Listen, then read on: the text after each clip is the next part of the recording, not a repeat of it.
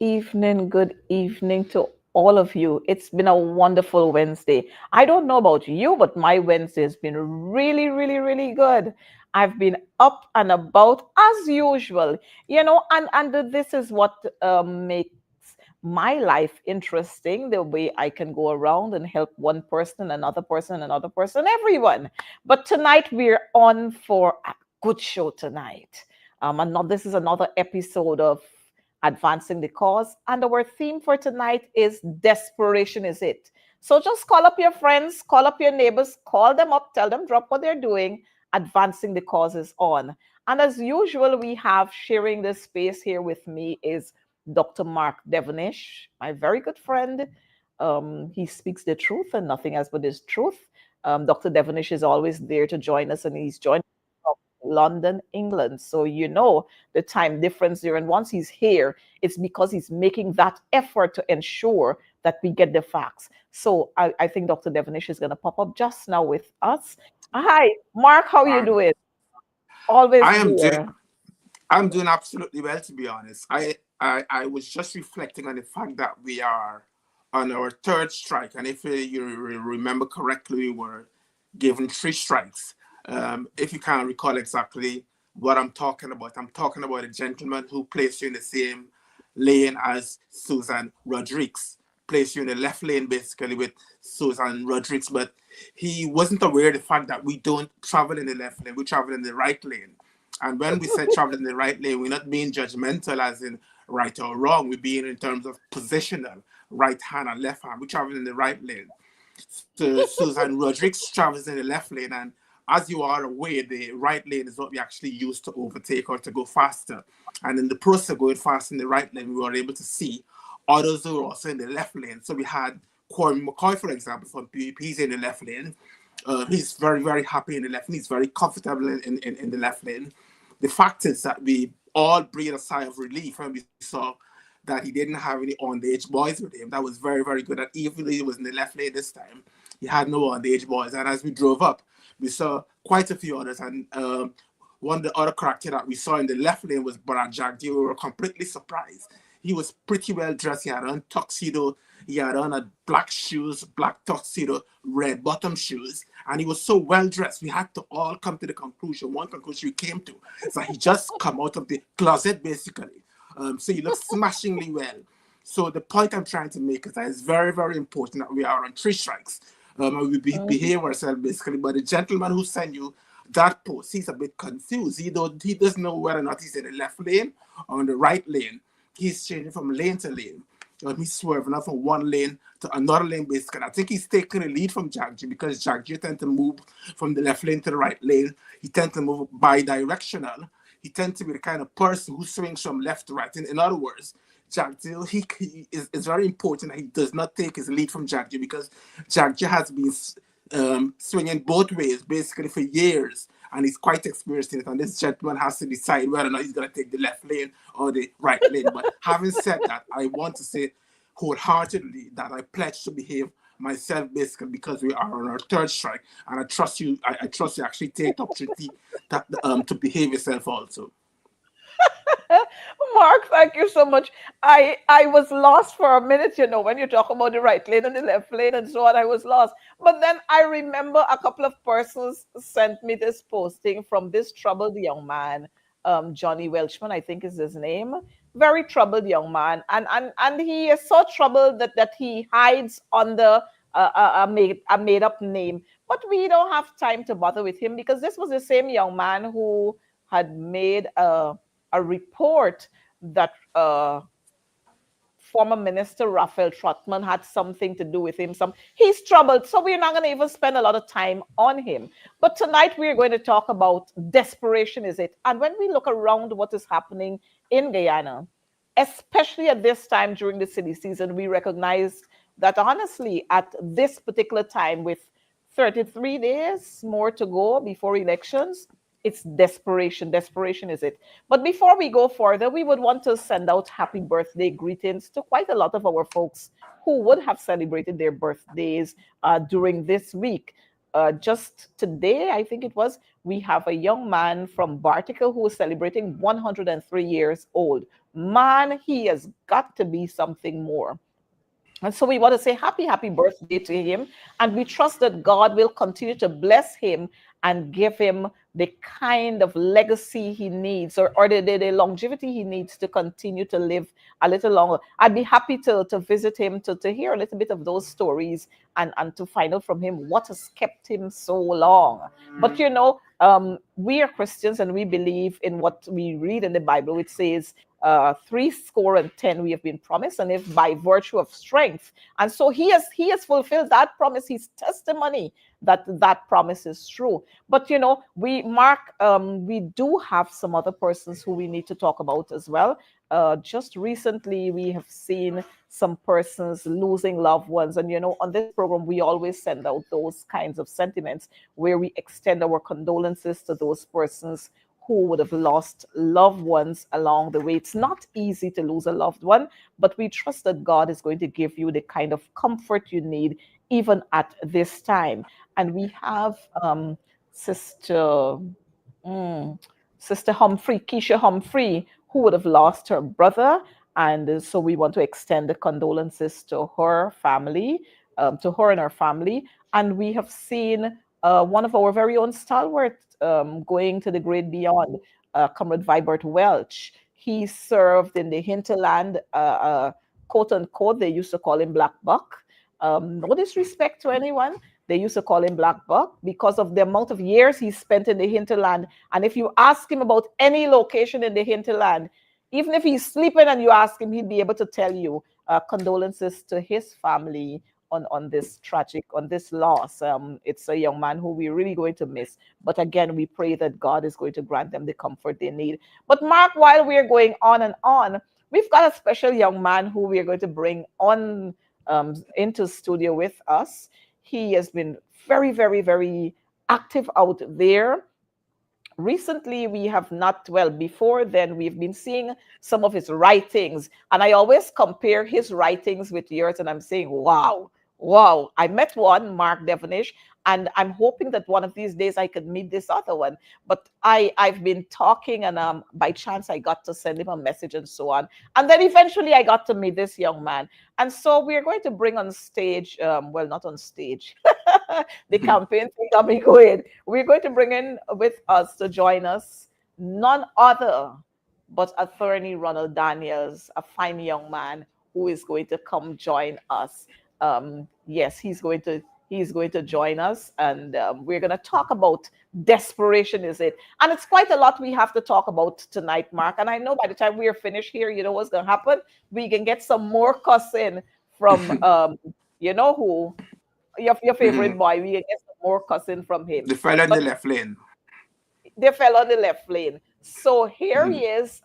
I am not sure that we're catching him correctly. Uh, Here he is with us, and you're going to agree with me. You see what I'm talking about? Mhm. My brother, my friend, welcome to Advancing the Cause. Oh, thank you ever so much. Mark, good evening. And you know what? This is a fiery program. We usually have our comments there coming from our, I'm not seeing our folks who are commenting as yet, but our folks are always commenting on this program. And I know tonight they're going to be sending you lots of shout outs. So let me say to you, it's not going to be your last appearance here.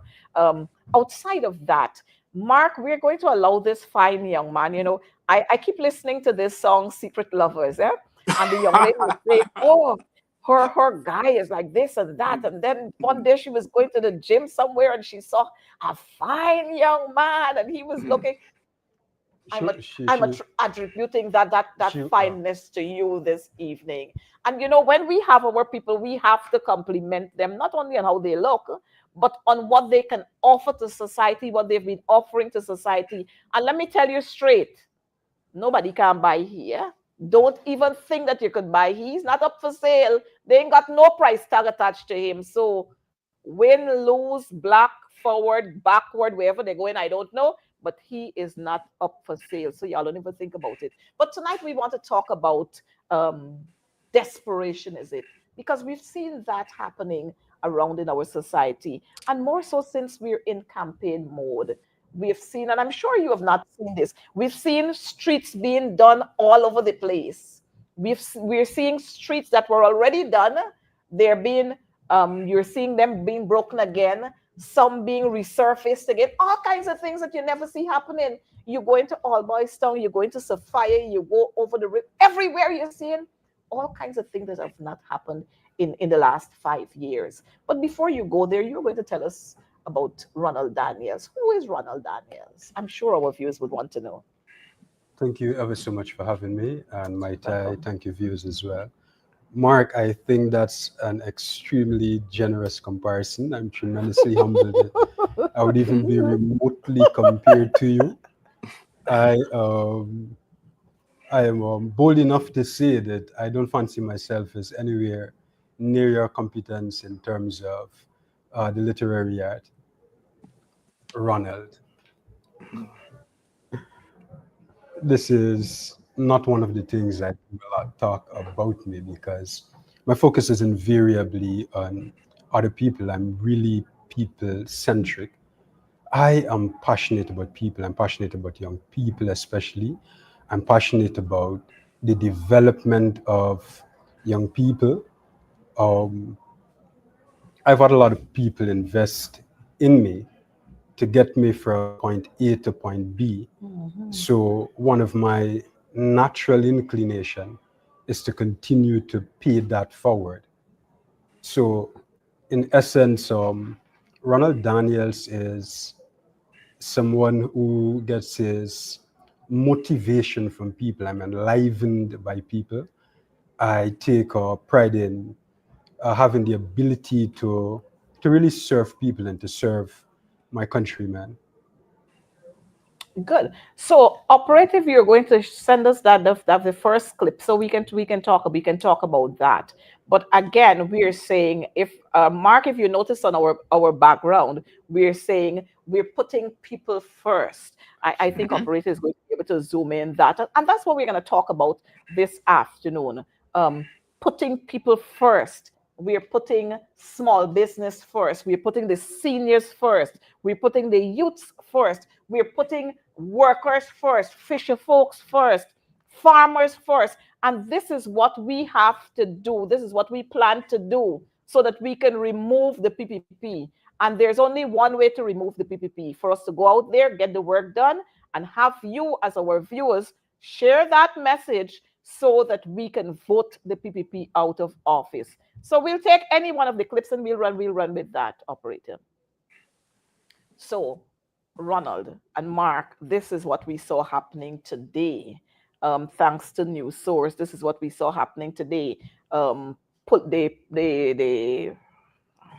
president, he has announced full-scale adjustments and promotions for some categories of police ranks. We have the public servants who are all clustered there. We're not seeing that kind of movement for them.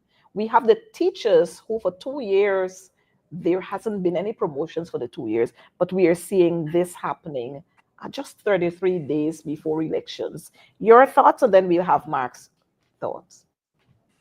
I think it's really interesting that these promotions are being juxtaposed to the the sentiments by one of the high-ranking police officers that there is corruption in the police force. I'm not sure on what is the motivation at this point in time. I've interacted with a lot of police officers, and a lot of police officers, there is a loss of morale in the police force. A lot of police officers feel as though the government is not doing anything for them. A lot of the police officers, I was recently interacting with one of the young officers who indicated to me that she has been demoted, well, effectively demoted because she was not accessible at a particular time. Wow. And I was blown away by that because she was not accessible while she was off duty, and it was during the course of the wee hours of the morning, around 3 o'clock or so, that she was asleep. There were several efforts to call her. They did not get her. She was demoted as a consequence of that. Another officer reached out to me the other day saying that, the police are not happy. A lot of them are disillusioned by the promises of the government. I mean, you go to a lot of the police stations, you see a lot of repair work going on at different places. But overall, a lot of the condition at the police station is really substandard. Mm-hmm. They're Mm-hmm. complaining about low salary. Yes. They're complaining about poor support systems. Mm-hmm. They're complaining about being neglected. They're complaining about an environment that is not conducive for them working effectively. Mm-hmm. Mm-hmm. And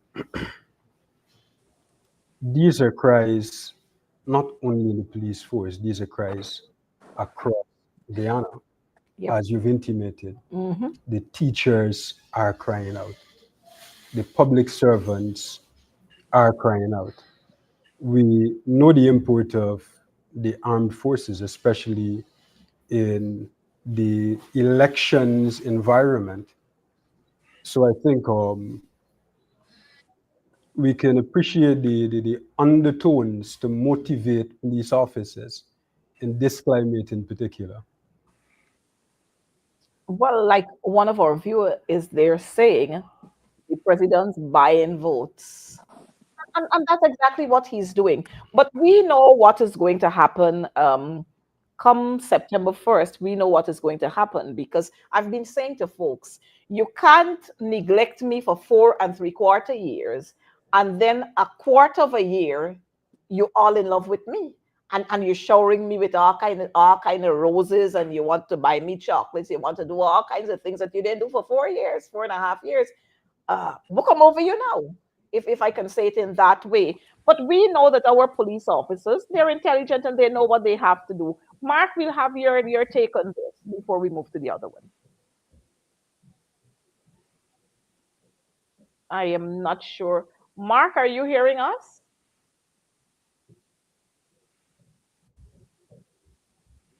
I don't know what seem to be having we seem to be having some troubles there with Mark. Mark, are you hearing us?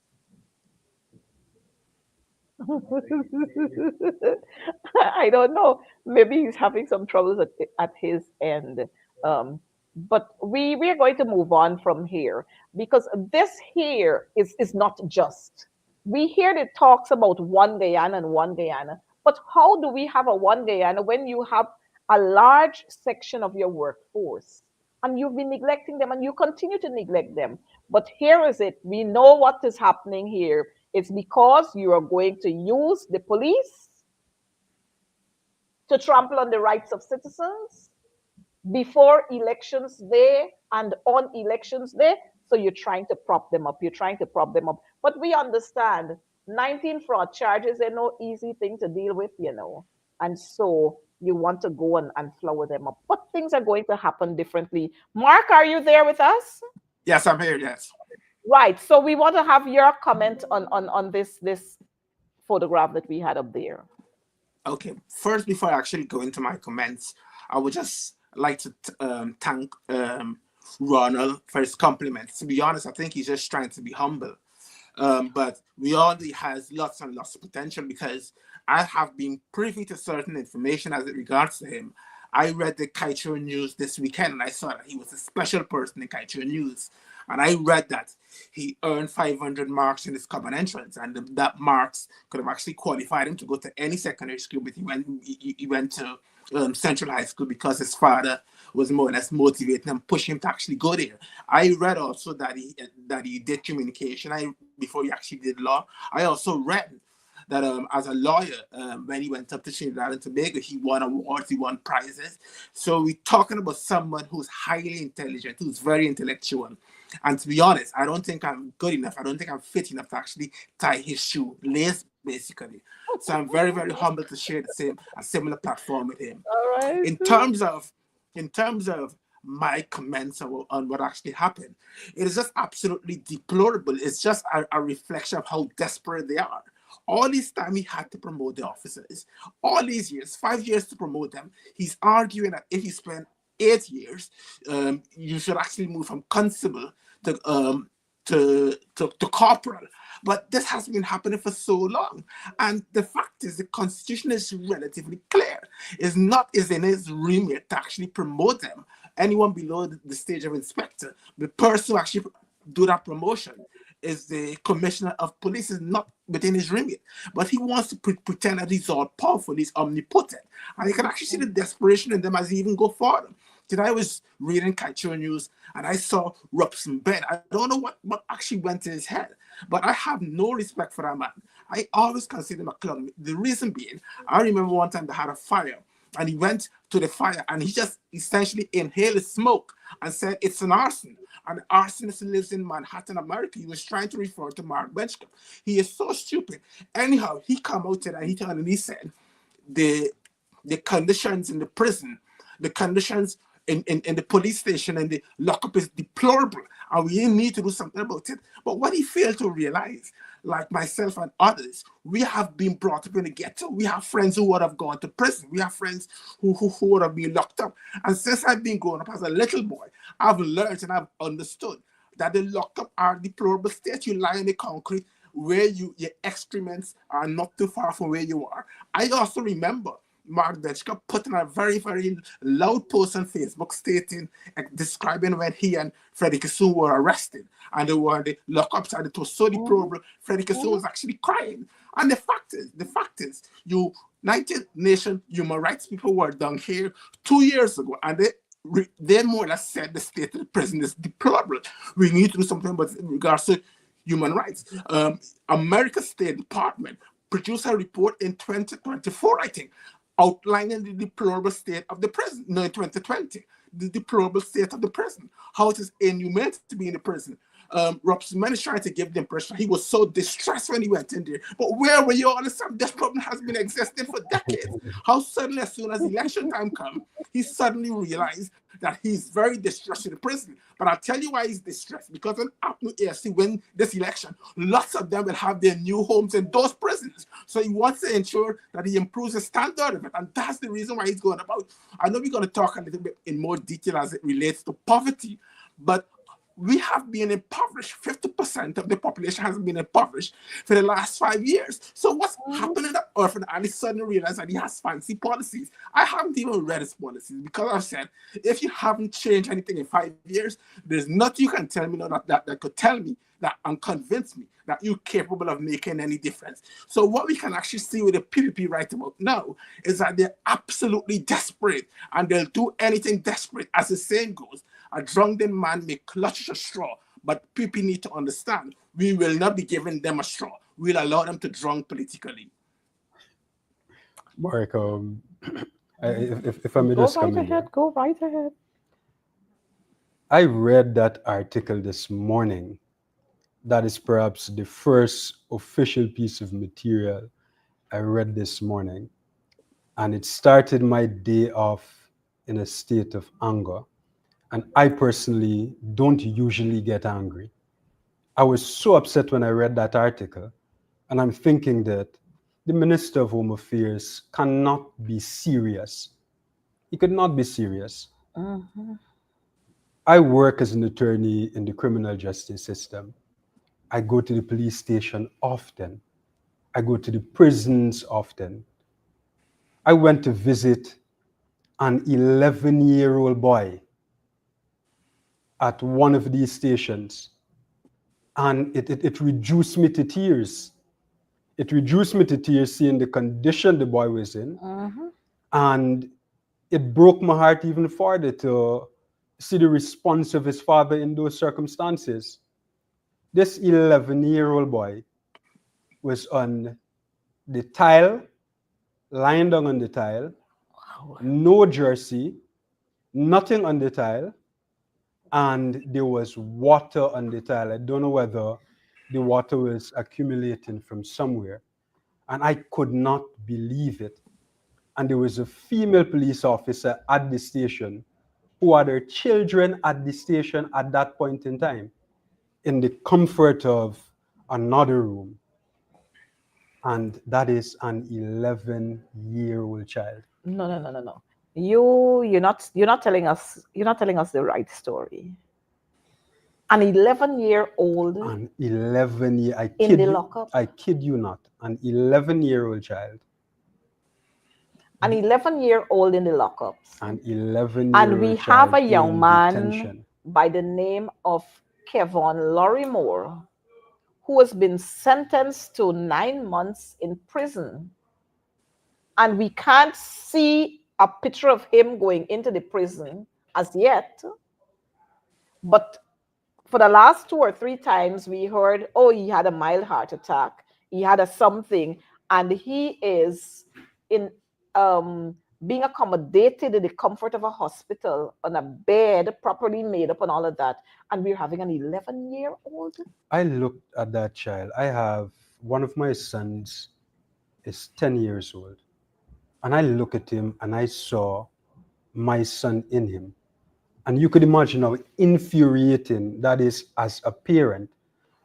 And to hear the Minister of Home Affairs, who is the subject minister for the lockups, for the prisons, say something like that. Just briefly, what troubled me even more that the Betterville police station was cited as an example of the deplorable conditions. Mhm. And the minister was expressing his sympathy with, I think, 2 females who were in the lockups and lying down on the concrete.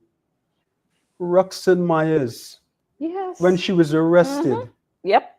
she was taken to that lockups in circumstances that she could have easily been released on bail, whether on her own recognizance or whatever sum they wanted to afford her, or pretrial liberty. And this is not somebody that they would have any difficulties locating. Exactly. And she was having some health challenges I at the remember same that. time. Roxanne Myers brought an action against the government for that really unfortunate experience. And the government defended that action, saying that those conditions were not what Roxanne Myers narrated those conditions to be. And to see we have the subject minister coming out, lo and behold, citing the very same station and lockups incidentally with women who were exposed to conditions which are strikingly similar to the conditions Roxanne Myers complained about. And these are just, finally, these are just a few of innumerable examples. The lockups and the prisons, those are not places that you want to even keep your animals that you don't like, let alone people. When we hear of these stories, we sometimes want to believe that they're Nancy's stories. But unless you go there to visit, only then you would know what is happening. I remember we had an incident just recently with one of our supporter, one of our member, where they actually placed her in the lockups.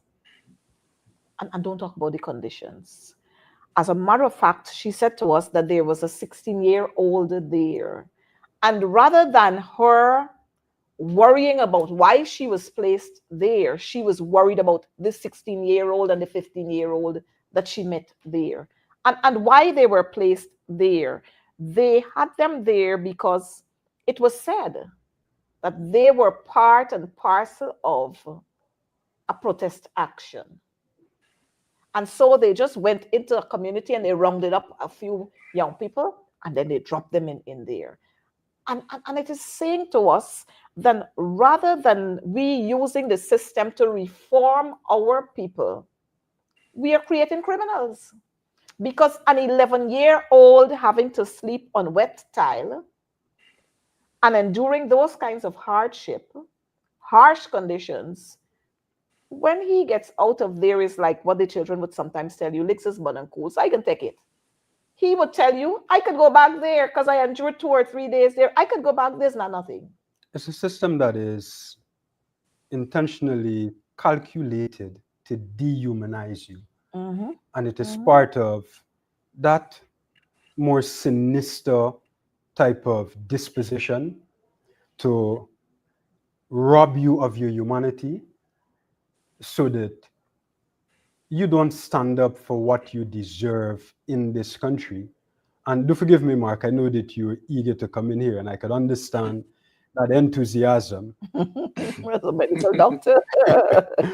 When when the police were rounding up persons to brand them terrorists, Mm-hmm. Mm-hmm. they Mm-hmm. picked up a young man, a 17-year-old, if my recollection serves me well. Ronald, just let me interject. Not only terrorists. You remember they called them scrapes I and thugs? I don't know. I don't even want to go there because names are important. Mm-hmm. You Mm-hmm. just mentioned the Bible, Mm-hmm.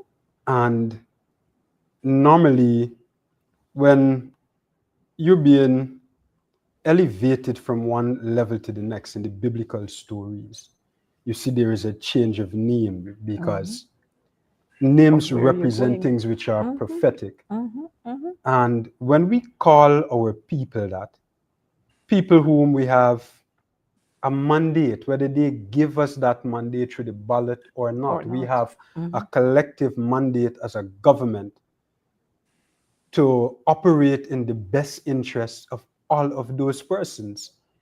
The government should hesitate to refer to anybody as scrapes, as thugs, as stupid, even if the persons are minded to refer to themselves Mm-hmm. as that. You have a responsibility as leaders to lift the consciousness of your people and to point them in that direction of elevation.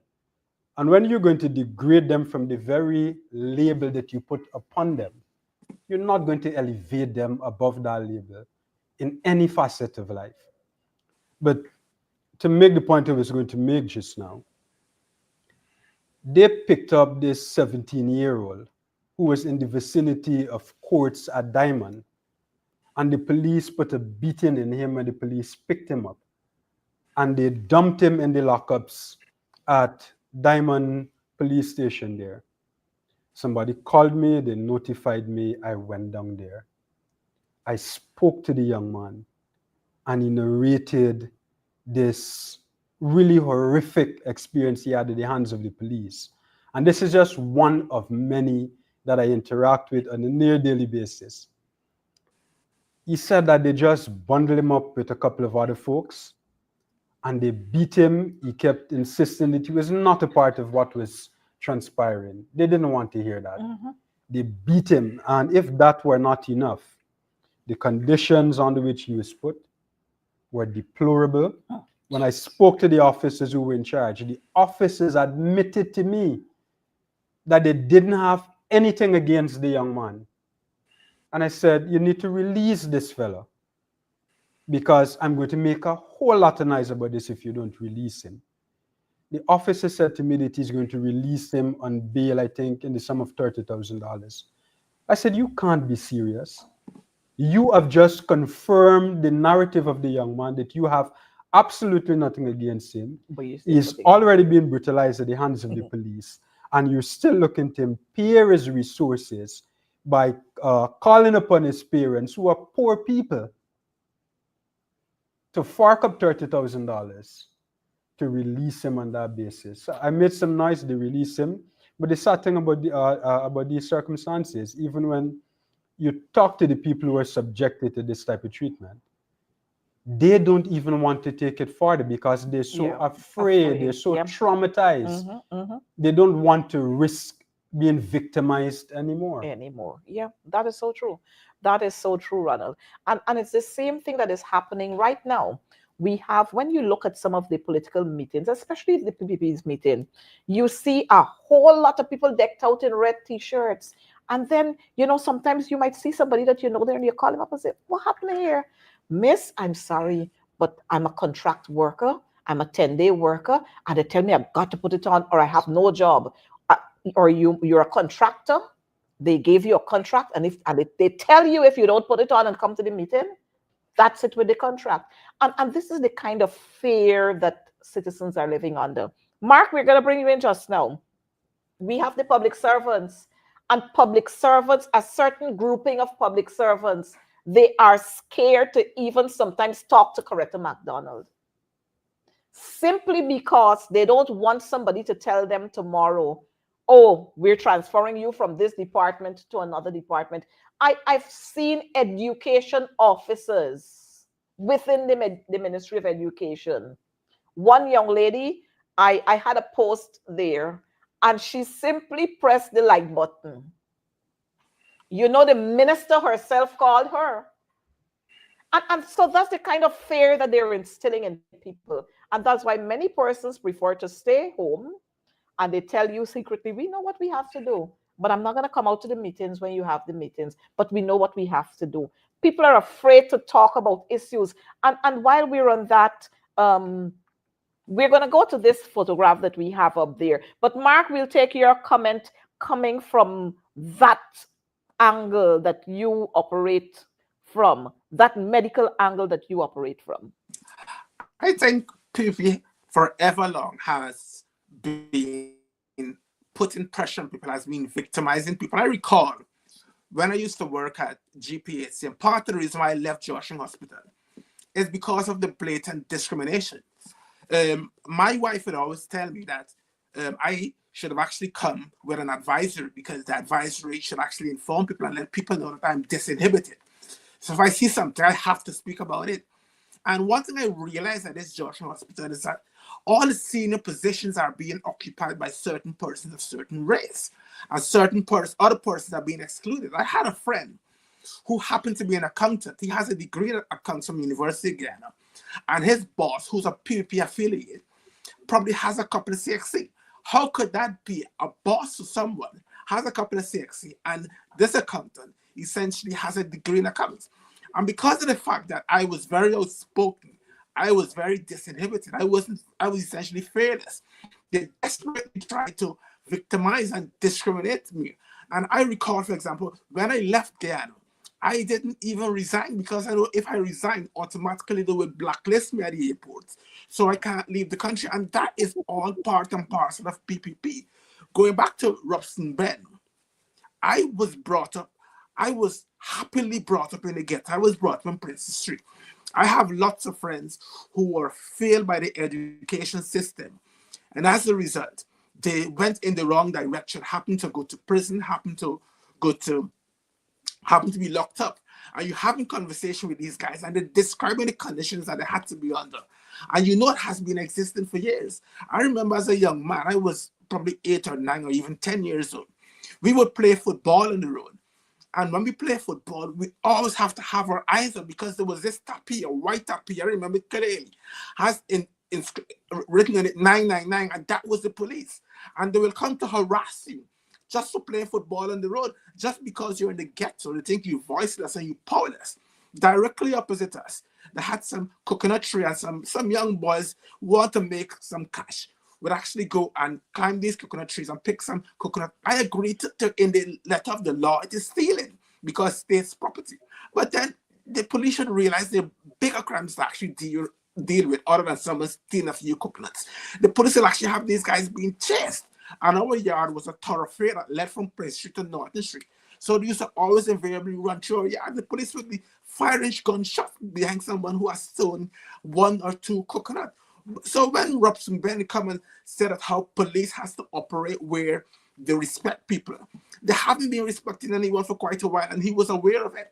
Where he said that how the prison and the lockups should be welcoming. I've never heard such hogwash in my life. We don't want to have a red carpet. We don't want to have the police power and saying welcome and you're in room 10. We don't want that. All we want for it to be humane. So that nonsense, that hogwash Absolutely. and balderdash that you talking about, Robson Ben, we don't want it to be welcoming. We don't want people to feel that they need to commit a crime to go into the 5-star lockup or 5-star prison. We don't want that.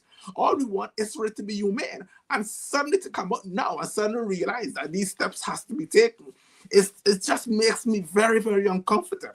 Makes me very uncomfortable. And it's just political movements. Just want to get political points. They realize they are desperately behind in the polls. And as a result, they will try practically anything. Practically anything. They're talking about cash on newborns and all this stuff that they could have done before, that they weren't doing all the time. And suddenly they realize that Guyana has black people. So we have to hug them up and we have to kiss them up. But in 1992, when the Indian population is 52%, you didn't realize Guyana get black people. In the 1997 election, you didn't realize Guyana get black people. It's when the Indian population started diminishing. That's when they realized they need to embrace the blacks so as to get the black vote. So they desperately try to buy people who easily bought. They can easily get the James Bond to go across and say nonsense. They can easily get Figueroa, whatever his name is, to go across and say nonsense because they realize without the black votes, they are completely powerless. But we are very, very familiar with their game. What people fail to realize is that they have been playing draft while we've been playing chess. We're far better than them. Well, Mark, I'm happy that you are bringing it out the way I wouldn't bring it out like that, but I'm happy, and that's why I usually have you here. But the thing is, we've recognized that it's desperation time, and what you wouldn't have Irfan Ali saying that, but he would put Robeson Ben there to say that. He would put Mark Phillips there to say that, and this is what they knew all along. But again, desperation is it. We had another photograph, we had another clip up there that I really want us to talk about because, as you said, Ronald, earlier, this little 11-year-old and how you felt. Here is it, we have a father. This is a father. I mean, I don't know how we would be able to match words and feelings and whatever else to what we are seeing here. This is a father crying for justice, a father who lost his daughter. His daughter was murdered. But yet, the government of the day is saying something different to us. We had a young man coming from Canada. We heard this young man came, and then we didn't see any kind of press briefing or anything with this young man, just the same way it happened with the pathologist that we had there. And then the young man returned to wherever he went. He had to go back home, wherever, Canada or wherever he's from. And then we had this glorious report, and we heard this case is closed because of that. And then surprisingly, I saw the crime chief. Not the elections gimmick. Desperation is it. I'm not sure, Mark, whether you or Ronald would first want to just briefly talk about what we're seeing here and what we should be saying to our parents and what we have to offer them as a political party. APNU.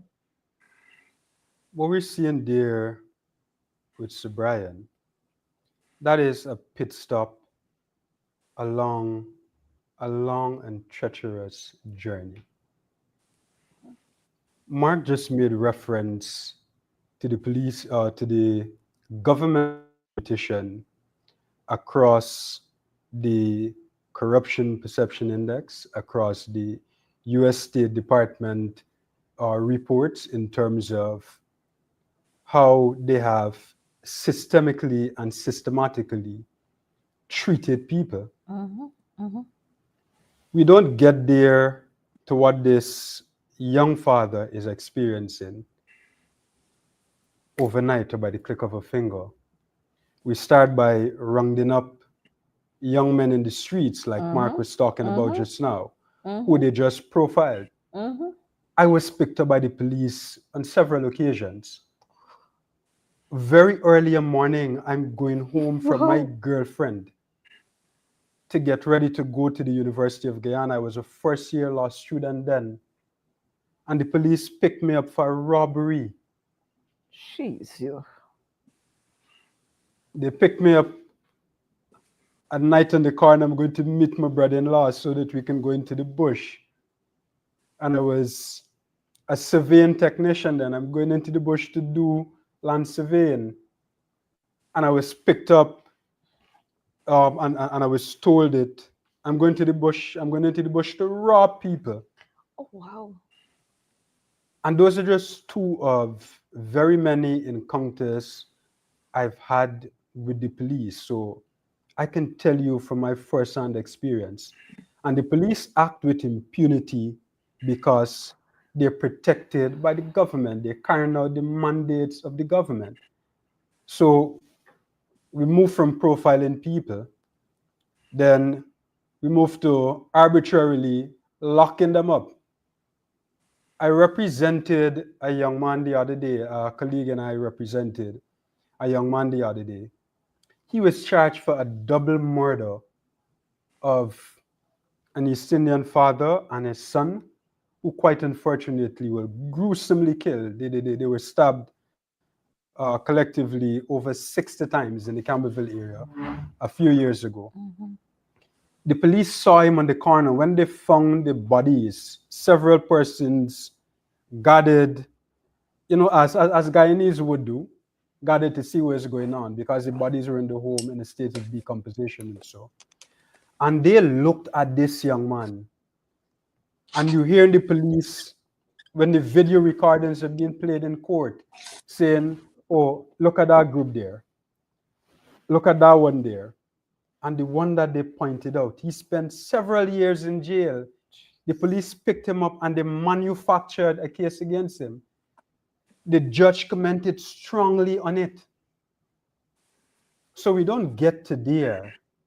We don't get to the anguish of that father unless we move from this place. We move to the Henry Boys, we move to Harry Singh, we move to the Linden Massacre. Quindon Bacchus. We move to the repetition of the Linden Massacre.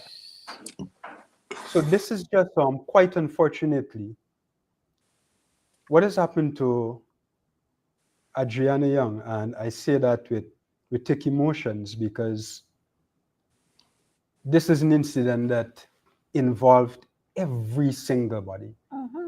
Everybody across the world from various corners. You have so many folks in so many different industries, the music industry, the political industry overseas coming out and condemning the unfortunate killing of Adriana. And then you have the government who is sitting back and saying, oh, she just died by accidental I was just going to say, everybody else except the government. PPP, except Priya Manik Chand, except Vindi, except Sonia, except Gail, Jennifer, the whole pack of them. I shudder to think if Adriana Young was the daughter of some prominent government official, what would have been the response in those circumstances. I shudder to think if the Henry Boys and Harry Singh were the sons of some reputable person in the government or some person who is associated with the government, what would have been the response? Well, Ronald, before Mark come in, you just said it. They would have circled around some of these communities, Tiger Bay, All Boys Town, South Rumvelt, Sophia, Campbellville, through, what you call the street going down there? In Campbellville, they got a popular street there. I'm not sure. I can't remember the name of this street. I think it's where you, not Campbell Avenue, the one over this, the one on this side, Stone Avenue. All around, they would have circled there and just decide that one, this one. Our prisons are populated by very many of those people who got picked up in circumstances like that. And viewers, I want you to listen carefully to what attorney at law Ronald Daniels is saying. I just want to say as a closing remark with respect to Adriana Young, to our parents, I hurt with you. I hurt in ways that I can't even combine words Mm-hmm. to describe. As a Mm-hmm. father myself, no parent should go through that. And it is killing her over and over and over Every every time. single day. Mm-hmm. Mm-hmm. Mm-hmm. She is denied justice. Every single day that the Mm-hmm. family is denied justice. And they have to live with the fact of her death and a government that doesn't care. Well, you know what? I tell the folks, and I'm telling our viewers now, and you've got to spread the word. Adriana's name will be on the ballot come September 1st. And so if you don't remember anybody else, the Henry Boys, Harry Singh, Quindon Bacchus, Orin Boston, Ronald Gadraj, even Kazarki, if you don't remember them, you are going to see there Adriana Young on that ballot. And so you know what you have to do. And you see, to our young men who they want to term as scrapes and thugs, I'm happy that the young lady was able to tell Irfan Ali that you are a scrape and you are a thug. Let's not associate those names with our children, because when we say a couple of things, you know, there's a saying that says words have molding power. We need not ascribe those names to our boys. They are not scrapes. They're not thugs. We have given them names. If you check their birth certificates, you're going to see names there. So don't add other names to them. They're not scrapes and they're not thugs. Death in life, And forgive me, but I feel really passionate about these things go right because ahead. this is the system that I work in. Death and life is in the power of the tongue. And when we ascribe these names to them, thugs and scrapes, we literally kill them as thugs and scrapes. You know, And then what do we say? That this is another valueless life that has been taken, so nobody should mourn for that life. outside of that, we usually have these young men. You don't hear anything about these young men. But as soon as the police collect them, you hear this, that, a whole book you're hearing about these young men. And all the time these young men are there, you know, no police going to pick them up. But as soon as something happened, you hear they're terrorists, you hear that this, that that, and they were linked to something so, and all kinds of, they are found with some gun that has committed another 50 crimes. yes. Yes. Mark will take you. I recall, just to highlight how we as a people sometimes could be elitists. I remember, I think it was in 2020, there was this political party that Royal Johnson was actually affiliated with, and the presidential candidate was someone by the name of Ronald.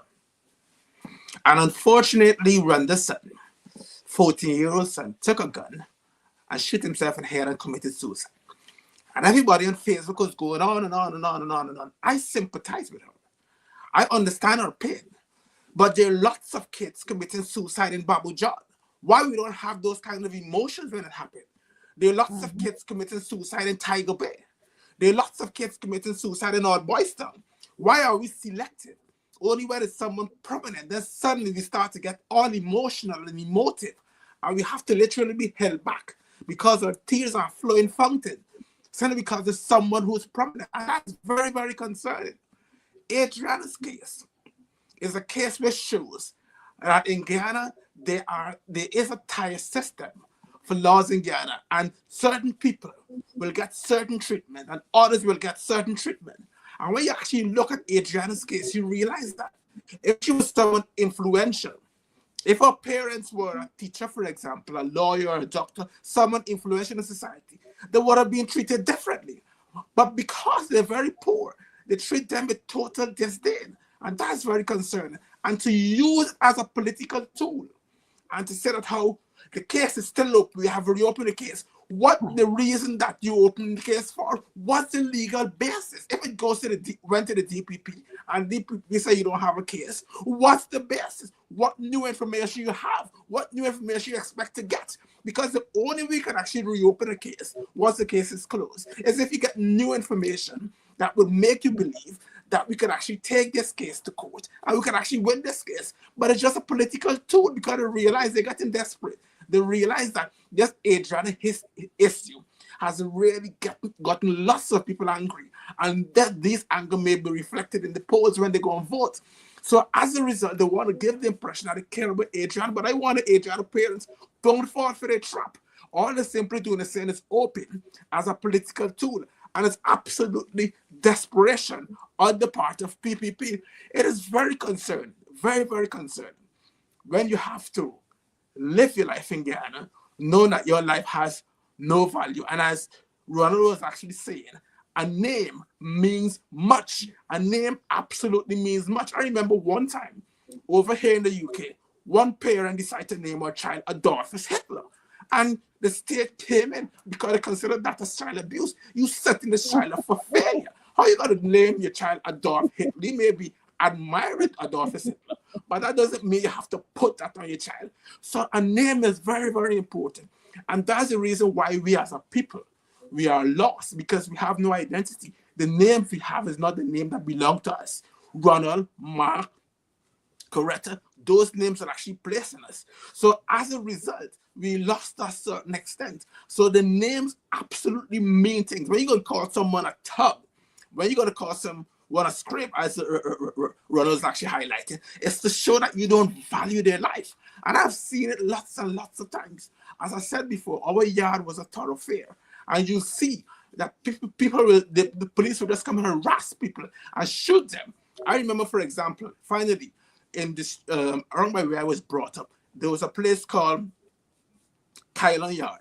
Kylan Yard is notorious to the extent that people there are involved in either criminal activity or prostitution. And you pass there and you'll actually see men have jeans on the line, and they'll put a piece of paper and they're training these guys to take the paper out of the jeans without actually making the line shake. They have to become good pickpockets. So that's what they are. So what actually happened, someone got angry and decided to start a fire in Kylan Yard. The fire service never came until the yard burned down completely, simply because of the notorious history. And the point I'm trying to make is that when you actually call people names, when you actually characterize people as certain things, invariably it means that you judge them, and your judgment automatically or invariably comes out in your actions, as what happened with Kylan Yard, and what happened with lots of people on the streets.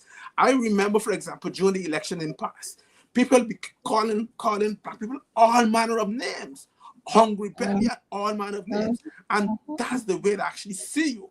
And it only comes out when when you're in an emotive period, basically. So people have to understand that they have a responsibility to make sure that everybody's equal, and you don't have a situation where some are more equal than others. Well, Mark, these are the things that we talk about all the time.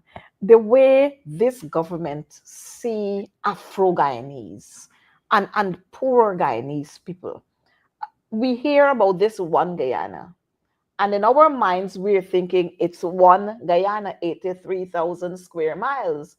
But the people are actually right when they talk about one Guyana, because it's one Guyana for the elites, not for me and you, not for the folks in Albois Town who they're running behind now, not for the folks in Sophia, not for the folks in Tiger Bay. It's one Guyana for the elites. And let's look at how they see Afro-Guyanese.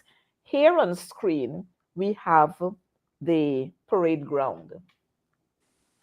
And this government is so malicious that they have now decided to invade parade ground to put up 2 pavilions there. Now, parade ground has a lot of meaning for us because our foreparents were murdered there. And if you wanted to do something there, then you needed to consult with us. It's the same way they treat coffee.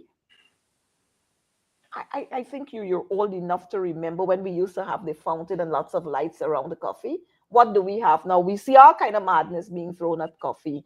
But if we were to step across to the promenade gardens, where we have the statue there of Mahatma Gandhi and so on, it's totally different. Now, here is this little young boy who can't pronounce words properly. who calls himself the Minister of Culture. I don't know if he's Minister of Youth, Sports, Culture. I don't know where he be because he doesn't understand anything. Here is this young man. Again, desperation is it. So he has to put up 2 pavilion on parade ground. I mean, how much more disrespectful you could get? You already calling me thugs. You calling me scrapes. You tell me we stupidity. The vice president said when Air Finale shake black people hand, he got to get a special detergent to work. I mean, these people got to be crazy. And sometimes I have to laugh at some of the things the vice president. He's not even a vice president. That Barrow Jagdio talks about on his cuss out program on Thursdays because he is running so scared that anything would just pop out of his mouth. But we are approaching Emancipation Day, and this is what we are seeing here. Outside of that, we have seen the PPP infiltrating AGDA and breaking that grouping up, and they're pushing groups out there, and they're offering them monies rather than giving monies to the parent group. They're offering these little groups money as if, anybody else could go into the Dharamic Sabha, that group in there, and divide that group in there and do anything. Why is it that we are always treated differently? And this is not about being racist, because they like to tell you that you're a racist and you're this and you're that. But every time you have to speak for what is supposed to be yours, you're a racist. Now, on the heels of emancipation, this is what we are faced with. I will say this. I know a lot of people are timid to validate Black consciousness. I'm not one of those persons who is timid to validate Black consciousness. There's a difference between being racially conscious and being racist. And I always say that, quite unfortunately, Afro-Guyanese are not capable of being racist. We can be aggravated under certain circumstances, but racism really is an institution, and it's an economic institution. You cannot be racist if you do not control the machinery of government, or if you do not control critical resources, because people are deprived through racism. Symbols are important. Symbols are really, really important. And parade ground is symbolic. I remember when there was the attempt to expel the Chedijagan Research Center from that building, while there was the legal basis to do it, I took what I felt in the circumstances was a principled stance against that. So much so that when I took that public stance, even ministers even PPP ministers, PPP was not in government then, but it was a coalition. Even PPP high-ranking personnel reached out to me, thanking me for taking that stance. And I said to them, listen, I don't hold any brief for any particular race. I have a fundamental obligation to ensure that those who look like me are empowered, because a lot of those who look like me have been systemically marginalized. And deprived, yes. And that is not coming from a place of racism. That is coming from a place of elevating the Afro-Guyanese consciousness. How do we operate in a space in a democratic sense if there is no semblance of equality? And equality comes through empowerment. Through empowerment. And I could only engage with you on a level that matches yours if I am empowered. So when I took that stance relative to the Chedijagan Research Center, I said, no, this is symbolic. You cannot displace the research center from there, because it represents to persons who hold Chedijagan in the highest esteem something that is more or less entrenched in their consciousness. In the same way, parade ground is symbolic. And if you're going to do anything to parade ground, then you have a responsibility to consult with the persons who hold that as a symbol. That is eh, basic decency cannot get more basic than that. In terms of infiltrating these organizations, that is the typical divide and rule tactic. Mm-hmm. And Mm-hmm. Mm-hmm. my classical response in those circumstances is that I would hold these organizations somewhat responsible, because my classical thinking is that you should be strong enough to insulate yourself from this type of infiltration. That's true. But then, just Mm-hmm. bear with me. Yeah. Mm-hmm. Go Then ahead. the more conscious and reasonable part of me appreciates that these organizations sometimes are starved of resources, the same way as our young people are starved of resources, and a certain class and category of people are starved of resources. So when you're going to give what is tantamount to handouts, they're so accustomed to not having anything Yep. that the smallest thing comes Mm-hmm. across as a fortune. So As you're something. vulnerable Yep. under those Mm-hmm. circumstances. Mm-hmm. Mm-hmm. So I can be sympathetic with that type of trauma. And we need to, we need radical empowerment. Uh, we need radical, what is the word I'm looking for? A There is, radical paradigm shift. well, not just a paradigm shift. There's this word that goes in tandem with equality. We have equity. Equity, fantastic. Thank Mm-hmm. you. We need equity before we get to equality, and we need equity for a lot of these people and organizations that need to be pulled up. Markham, I will close by saying this. You have made a comment just now that caused Coretta to constrict, because she probably interpreted it as an indelicate comment in the circumstances. I can sympathize with that view, because for me, I'm really taken aback by anybody who is going to say to me that the PPP is one of the most corrupt outfits. The PPP has systemically and systematically eroded the humanity of a certain class Mm-hmm. and category of That's people. true. And you have even been on the receiving end of that Receiving type end of of it. victimization. Mm-hmm. Right? How can you come and tell me now that the same composition of people are the messiahs for this nation? You cannot come and tell me that. That is hypocrisy to the highest extent. I don't have a difficulty with you having whatever grievances you have with the home that you came from, but you cannot, by the same token, tell me that this other outfit that you have castigated all of this time, when nothing fundamentally has changed about that outfit except for a few optical things. Mm-hmm. You're telling me that the same combination of people are are the people to take us into the promised land. The thing about corruption and inhumanity, those are character flaws. Yep.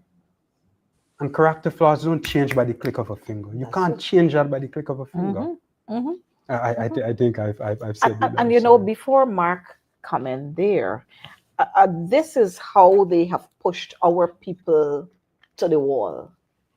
And so, because we're at the wall,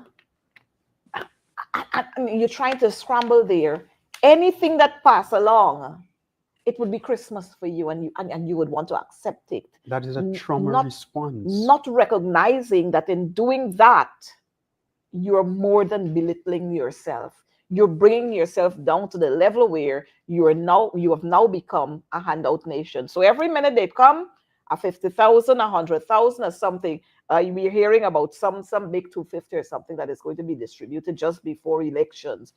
Folks, let me tell you, those monies don't belong to Priya Manik Chand or Dharam Lal or Irfan Ali or Baru Jagdeo. Those monies are our money. So when they come, accept the monies, you take it. But you know what you have to do come September 1st.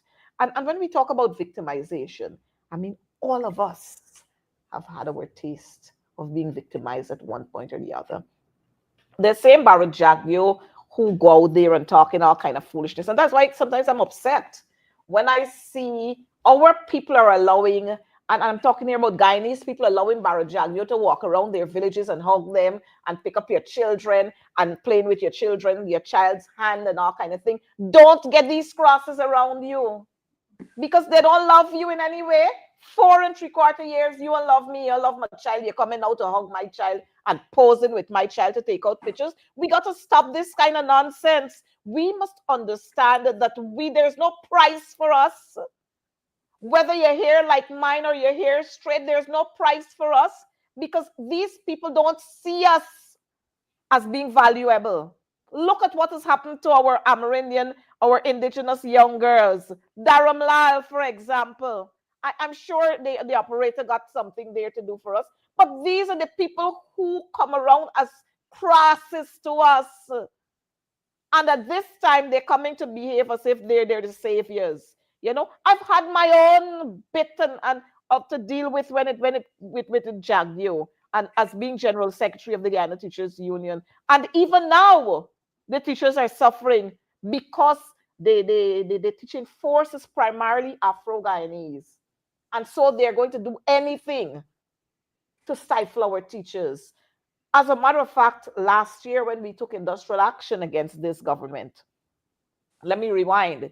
In 2018, when the coalition was in office, and I was out there championing the cause for teachers, man, the comments, if I were not a stable person, I might have been in the air somewhere flying all over the place with the comments and all the commendations and so on, and people who wanted to help us. But in 2024, when we took action against the government, the PPP government, Coretta was the worst thing out. And Coretta was misleading, and even up to now, I'm misleading the teachers. And I've misled them so much that at our elections just a couple of months ago, the teachers voted overwhelmingly. In the nominations. I was elected as president unopposed, you know. So you could understand the kind of influence I got. And that's why they always come after us, because they know that we have the influence. But when we look at this dirty man here, Mark, we can talk about this dirty man for a while. These are the people who rape and molest and sodomize and do all kinds of things to our children. And you don't hear anything from the PPP. But now they're going around to the Amerindian villages and they so love them. They're going to take out pictures with the little boys and the little girls. We got another one who has been accused of molesting our little boys. He sits in parliament. He was sitting in parliament, you know? But they go out there and they put this big picture and they want to do this, they want to do that. All kinds of monies they're finding to give to us, you know, to give to the folks in our communities. Mark? I think it's absolutely important that our Indian brothers and sisters recognize that we're not anti-Indian. If we're highlighting issues that is affecting us as Black people, that doesn't mean we're anti-Indians, because we can go back in history and see. In America, they had the Jim Crow laws, and the Jim Crow laws discriminated significantly against Black people. And Martin Luther King fought against the Jim Crow laws.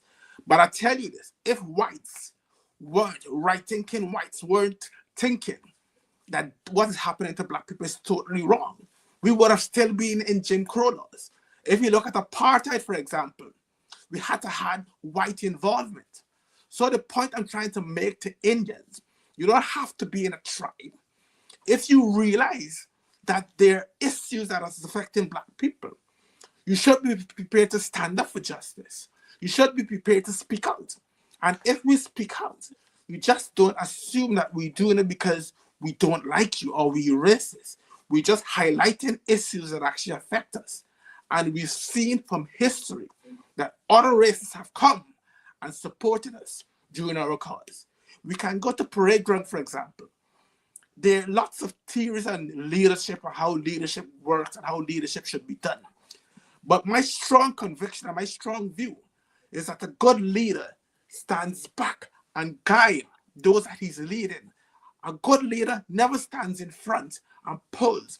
A good leader may want to give the people or make the people feel that they have ownership of these ideas. So if he comes with these ideas, he just don't force it on them. He discusses with them so they take ownership. And by taking ownership, they become more involved in what he wants to achieve and much more can actually achieve. Charles Ramsden has never come across to me as a good leader. As far as I see Charles Ramsden, he's an elitist. Charles Ramsden is an entitled child. Charles Ramsden went back to Guyana. He studied at Buckingham University here over here, Bottom House University. And tell Ronald Austin that I studied in the UK, so I'm better than you who went to UG. And obviously, I was very upset at what they actually said, so I picked him up. I wrote a few articles on him. Charles Ramsden is so arrogant and pompous. Went and did some course in oil and gas. And every day I had to be reading cultural news with Charles Ramsden describing himself as an oil and gas consultant, an oil and gas academic. So I questioned him. Academics are generally affiliated with universities. Which universities are you affiliated with? What makes you an oil and gas consultant? So that's the kind of person Charles Ramsden is. He's very pompous. So I'm not surprised that he wants to desecrate parade ground by putting 2 stands there or 3 stands there. If he was a true leader, he would have discussed it with the people involved, the stakeholders. He would have discussed it to get their understanding of why they don't want to build the stands there. And once you get an understanding, you can either do 2 things. You can either still go ahead or step back. But a sensible leader will actually step back, realizing that he does not have the people on board to support him, but he lacked those leadership skills. Then we could talk about Darren Lal, for example. Darren Lal set the tone as to what we can do with Amerindian girls. He set the tone. The girl made serious allegations, which I strongly believe. He not only raped the girl, he sodomized her, he groomed her. So he set the tone. So when we actually see other people now can actually come out and say we can disrespect our indigenous girls, you cannot be surprised. And that's what he has contributed to what happened recently, where that girl was drugged, that girl was raped, and that girl was recorded while she's being raped. He set the tone, and PP has set the tone because PP has lots of people in their party who do not respect women. I'll give you a few examples. Daniel, for example, Daniel Seram, if you remember his name correctly, he and his wife had a misunderstanding. His wife had an exchange of words between the two of them. The allegation is that he pulled out his gun. He pulled out his gun to threaten his wife, not once, not twice, not only his wife, his father-in-law. So how could you take someone like that to your party? I remember Aubrey Norton clearly saying that Daniel needs to resign from the position that he held because he clearly recognized that you cannot have someone with that character. We have Kwame McCoy, for example, another one who abuses women.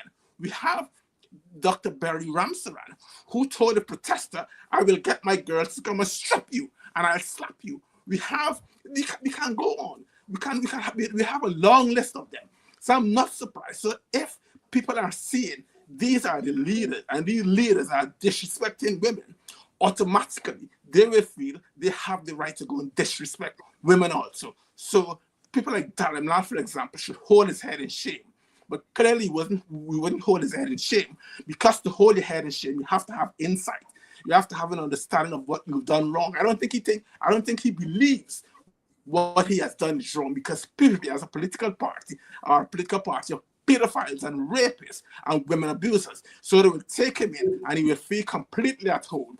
So Daniel, who pulls out a gun to threaten his wife, will feel completely at home. Kwame will feel completely at home. Why is it that PPP as a political party, the person that are in their list, for example, lots of them have criminal issues attached to them? Why is it? It is not coincidental. It is because the party provides a fertile ground for these kind of characters. Well, Mark, I'm happy that you really you've been able to unleash this because the fact is quite a lot of these folks who we are seeing muddling themselves and walking here and walking over and all kind of thing, they have no credibility, none whatsoever. If you check all of them, you are going to see that they got some criminal past, they got something that they're hiding, and so they're running somewhere for shelter. But again, this is how the PPP continue to operate. They drive fear into you, and if you don't join me, then we're going to expose you. We're going to lock you down. We're going to do this to you. And so Those who are spineless, they hop over. And while we're in that, I want to just allow our viewers to understand. Geeta was with us. Geeta criticized Dharamlal. Geeta moved motions in parliament against Dharamlal surrounding that whole incident with that indigenous girl. And now we are seeing Geeta sitting side by side with Dharamlal. Could you imagine that? An office of the law, sitting side by side with the same rapist or alleged rapist that she condemned a few mornings ago. We're seeing there again German Figuera, the young man who spoke against Alistair Charlie. It's Alistair Charlie or Lee, whatever is his name. He working side by side with him now. And so we are buddies now. So what I said before wash out. And this is how the PPP have learned how to pull some of them who got all kind of records behind their names and all kinds of things.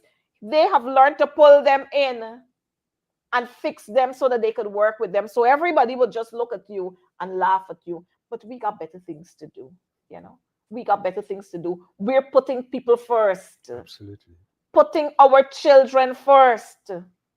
Putting seniors first. You see, the APNU, like I've been saying all along, there's only one party. We had the coalition then. Now we have APNU. But this is the government, this is the grouping that understands how people feel. You know why? Because we got people like Ronald Daniels with us, who came from there, who was harassed by police. And so he understands what the young man out there is feeling who's from Tiger Bay and Albistown when the police targeting them and labeling you. And you got Mark there who understands that when I sit as a professional and I speak out against the wrong things, they will marginalize me. So we understand what it feels like to be out there. And that is why we can put children first. That is why we can put our young people first. That is why when we were in government before, we moved the pension from where it was and brought it up to double figures. And now we are going to be taking it to 3 figures. And that's what caring people do. We don't go around the place talking about caring. We show what it feels like to care. We show what caring means. We had a president there, Mr. Granger, who provided buses and boats and bicycles, breakfast, and books to our children and bags to our children. You know what the PPP did when they got into office? They sabotaged all the buses. So many of the buses not working any longer. And then they want to tell you, oh, imagine these buses were working all the time, And as soon as they got into office, these buses don't work. And it costs so much to service these buses and so much. Even the boats, they took away from the communities. And they're doing their own thing with the boats now. And that's the nature of the beast that we have to deal with. And so we can only change this status quo on September 1st. Absolutely. On September 1st, we are going to change this. And so we'll have no more of the dirty man. And by the time they do everything they do, they post it on Facebook to show we did this and everything is about progress for them. Operator, we got a progress road for you to show. Not the concussion road, but we got another road. Look, this is progress under the PPP. I mean, you don't have to be an engineer to see everything wrong about that. Not even the line in Younger Street, which means there's some quack they put there to do that. And we got plenty quack. We got quack doctor, we got quack attorney, we got quack all kind of people. Some of them went away with the law books and they still didn't understand the law. I mean, and this is progress for them, this is progress for them. They go and they put up a few lights in some community around a community play field. Nothing is happening in the play field, but they put up a couple of lights there. Progress for them. And I got Mark's friend that we would normally talk about, Priya Manik Chand. Priya jump around and they got printers to operator. Do you have that song from last evening? there was a calypso that we heard last evening. If you have it, you could probably play it for us. Went around there and distributed exercise books with wrong multiplication tables. But it's a big thing. We are giving books to our students. I mean, Mark and Ronald, I think you remember the days when we had those exercise books with LFS Barnum's picture in the middle there. So what is new? All you're doing there is copying from what LFS Barnum did before. We got a harbor bridge that is how old? How many years old? That was as a result of LFS Barnum. We got the Kanji Bridge. We got the highway from New Amsterdam to Cariverton. We had the Linden Highway. And all of these served us for so many years. But now we hear people coming. They build a little concrete strip somewhere. Many of our roads that could have allowed two vehicles to pass, we build in a little concrete strip now, and that's progress. Ronald, I'm sure you saw some of those. I've seen a lot of those. I just want to back up just a little.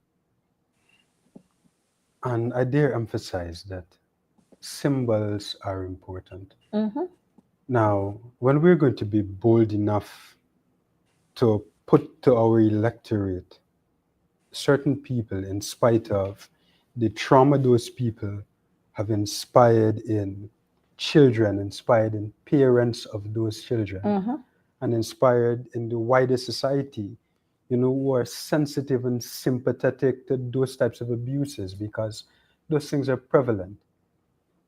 And these are not folks who would have been exonerated by a system that has interrogated that. These are folks who would have gotten their pardon and their pass in circumstances where there is still a question mark in those circumstances. And if we cannot respect our society enough to say, listen, even if these folks might be in the right, and I'm not saying that they are, of course, that they stand against their names and the occasions upon which similar allegations have been made, Mm-hmm. warrants my treating that public sentiment, my treating that public responsibility, with some measure of care and respect, to not put those people back there. And when you do that, it says to the wider society that, I'm so accustomed to not being accountable that I can give you whatever I want to give you, and you just have to take that. The same with the infrastructure that we have. I've had the fortune of traveling extensively, so I know what development looks like in societies which are serious about development. Those roads that you're referring to, many times cars get stuck on the side of those roads Of because there course. is that abrupt drop. Yep. Mm-hmm. I've assisted persons on many occasions of getting out of that mess. I've even gotten into that mess myself.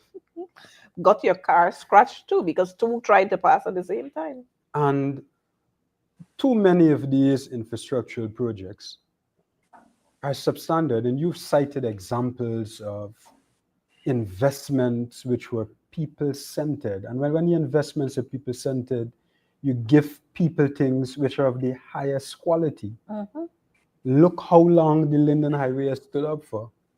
No significant work has ever been done on the Linden Highway. Linden Highway is only now being overall. Now being overall.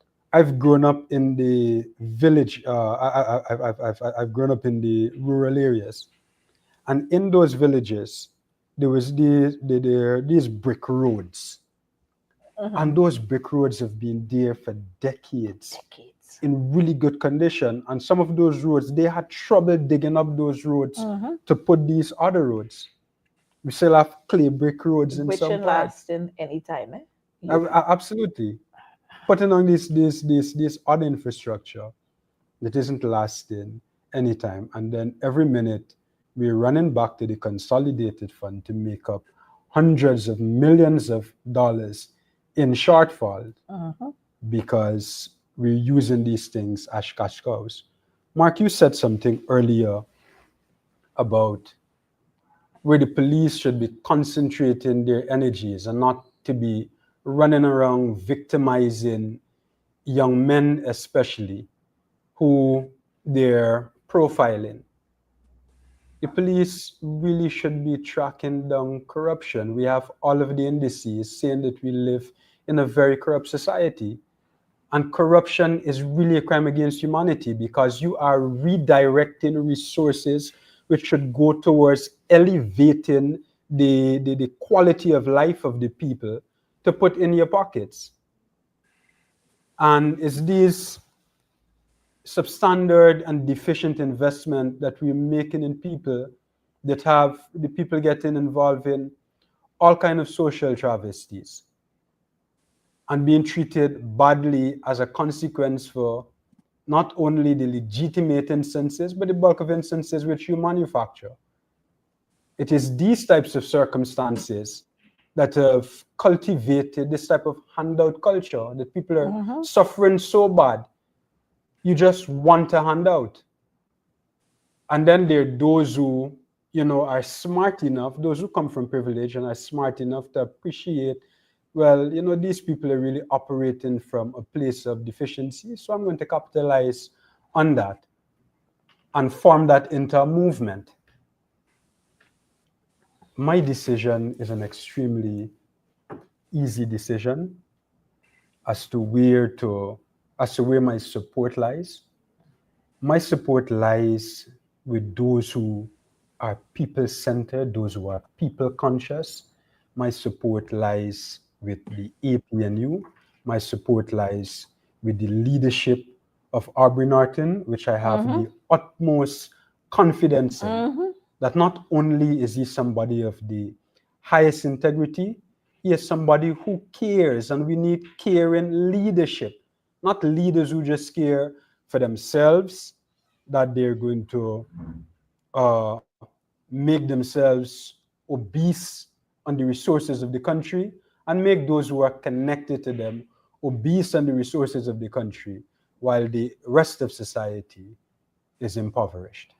Well, you got obese, and then you got what was it? Ozempic, Yeah. Mark? Anorexia.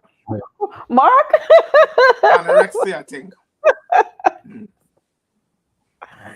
I mean, it is crazy. But I'm Mm-hmm. happy that you were able to talk about this young man that we have on screen,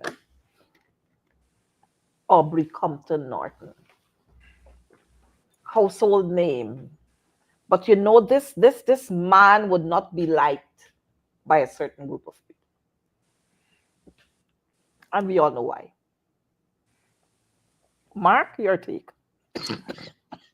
I think it's very important when you follow someone, you lead, for example, that you critically analyze them, you examine them, you put them under the microscope, and to make sure that there's somewhat of integrity and somewhat of credibility. I was listening to Aubrey Norton recently in an interview where he was responding to Orphan Ali's nonsense as to how they're going to address poverty, having failed to address it. And the previous picture you had evidence why we are in poverty. Why are we in poverty? One, because of corruption.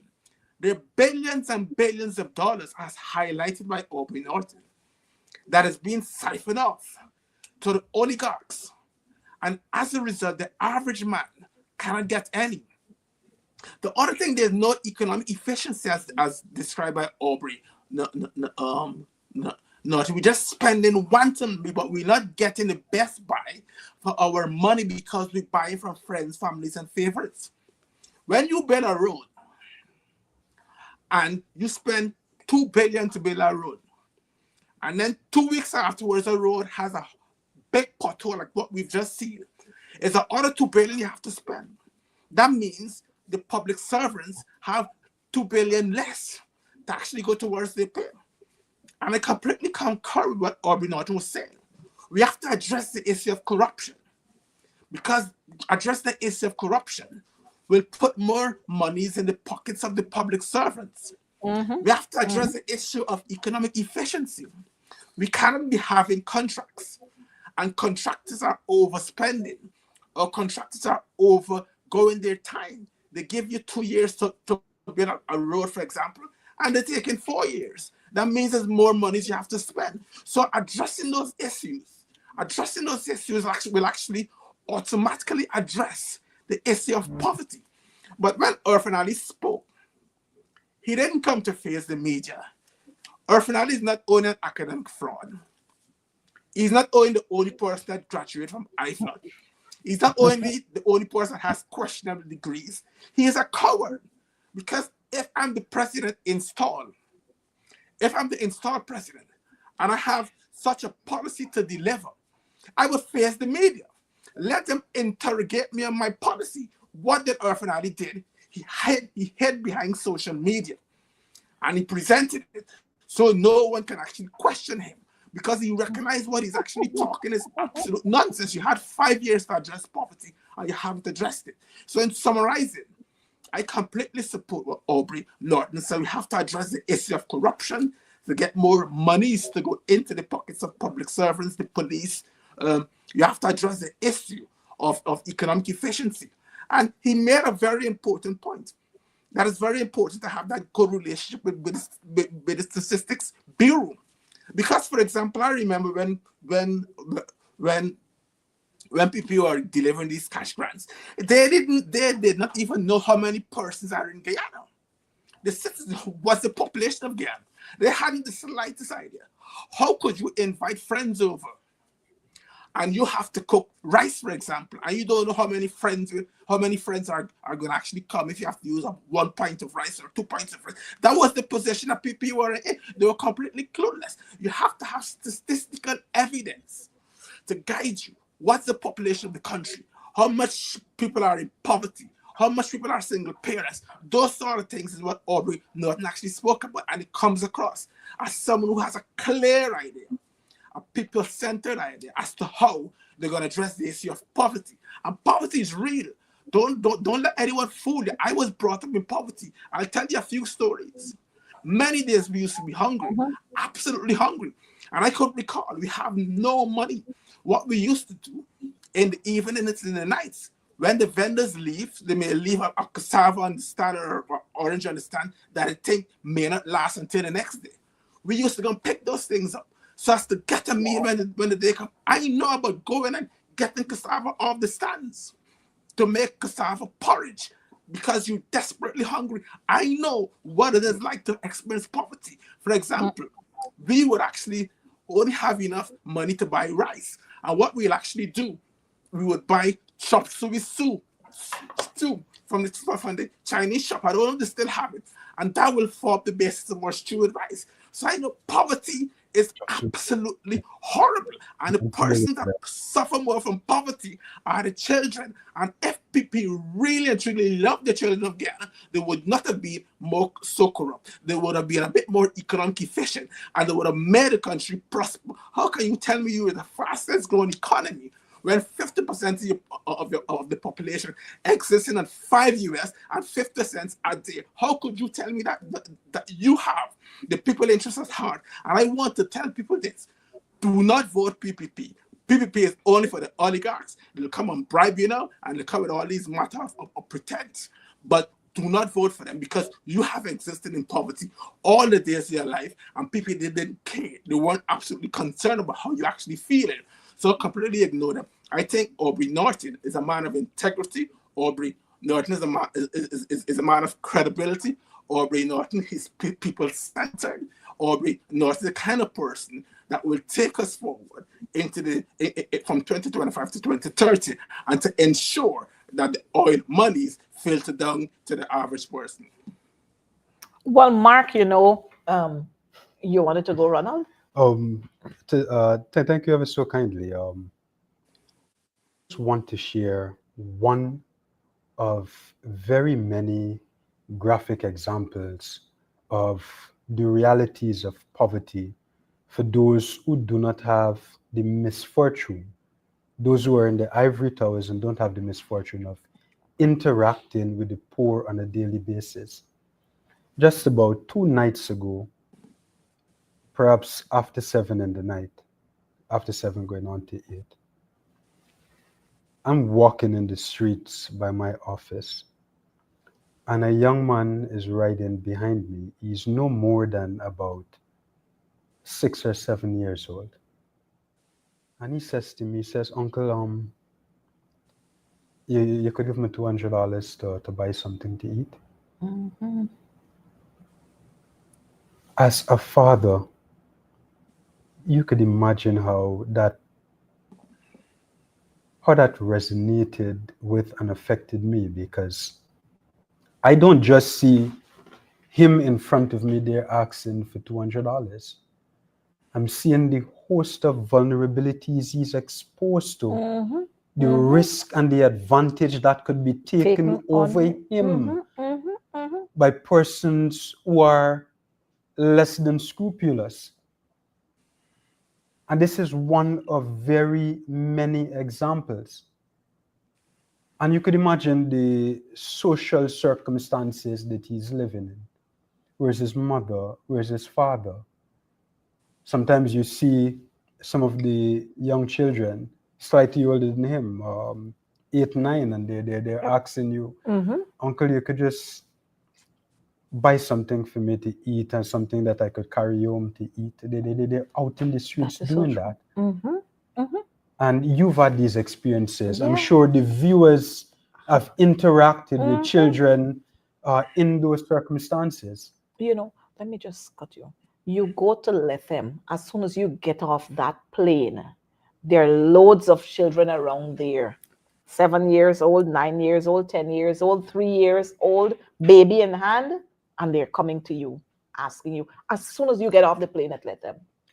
So how is the government and the president now saying to me that I am alive to the fact now that we have poverty in this country, and the Minister of Home Affairs is saying to me that I'm alive to the fact now that the prison system, that the police detention system needs to be reformed.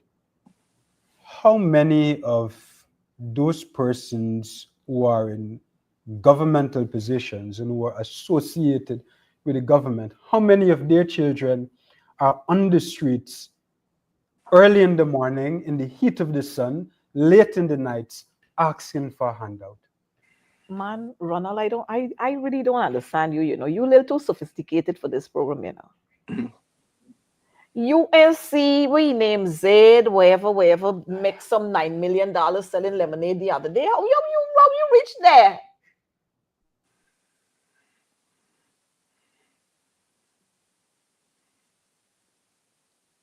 Now did to catch a minibus? Huh? Anil Nandilal got some son. You think you can see here at Georgetown Hospital? And These people on a different level. and just let me put this on record. And that is not because people who are marginalized, people who do not have the benefit of those good fortunes, that is not because they lack ambition and industry. No.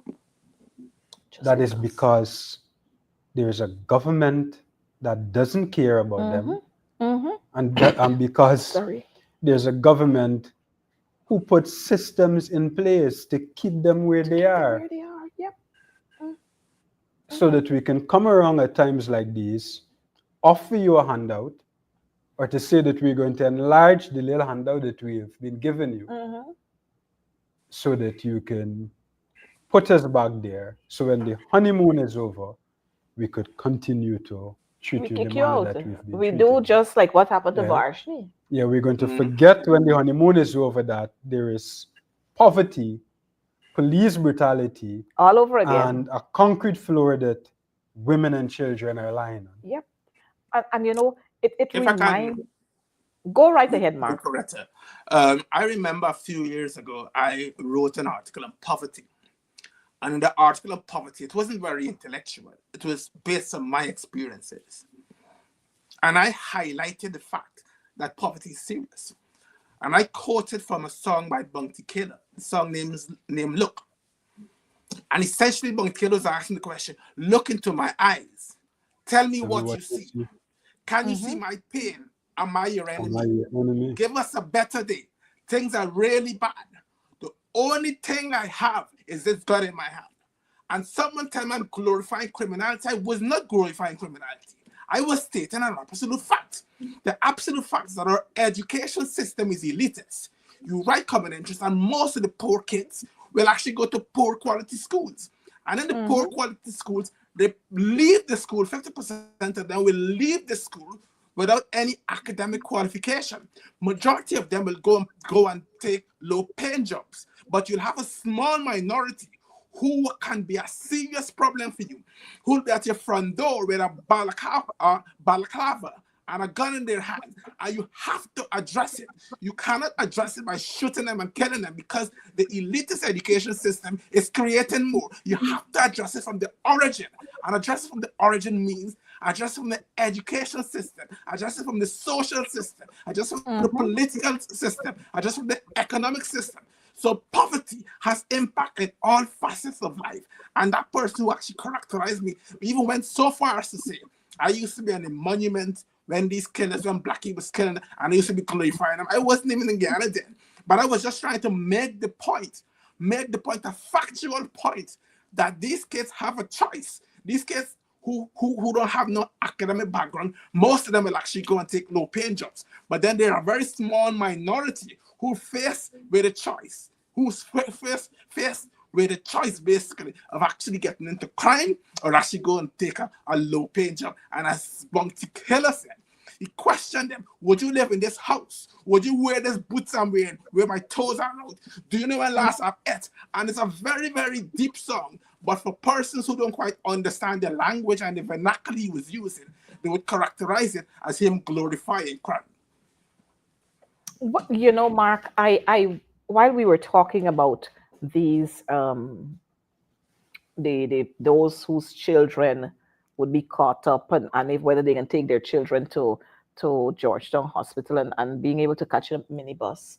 Ronald, I'm thinking, and Mark, I'm thinking, what if you were to have your son host a fundraiser, if he would make 100,000 or $200,000?